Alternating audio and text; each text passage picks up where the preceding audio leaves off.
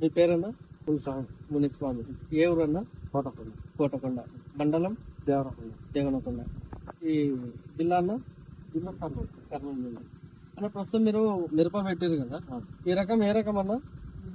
జిందాల వాళ్ళది శృతి 9.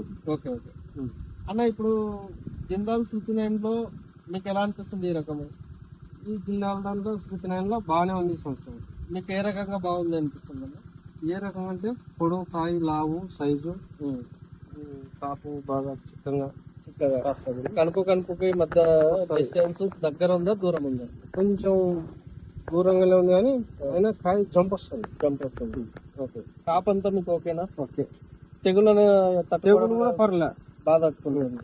మిగతా రకాలతో కంపేర్ చేస్తే మనకి ఇదే బాగా తట్టుకుంటుంది. మీ ఎక్స్పెక్టేషన్ ప్రకారము ఇది మంచి దిగుబడిని ఇచ్చే వెరైటీనేనా? నమ్మకం ఉంది. మనం వేరే రైతులకు మనం సిఫార్సు చేయొచ్చు. ఖచ్చితంగా సన్నాలో మనం సిఫార్సు చేయదగ్గ రకం చేసుకోవచ్చు. ఓకే. ఈ కాపు అనేది ఎక్కడన్నా ఒక చోట ఇలా ఉందా, లేకపోతే మొత్తం ఇట్లే ఉంది? మొత్తం చూసుకో, ఇట్లే ఉంది. ఎక్కడన్నా చూసుకో, అక్కడ కొనుక్కో, ఎక్కడన్నా తీసుకోవాలి. ఓకే. సో సాలన్నా తెచ్చుకో. ఇంచుమించు మనకు వెయిట్ ఎక్కువ అవ్వడం వల్ల మొక్క కిందికి పడిందని చెప్తారు, అంతే కదా? ఓకే.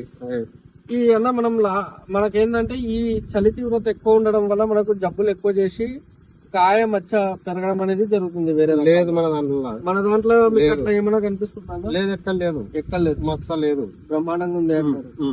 ఓకే, థ్యాంక్ యూ అన్న.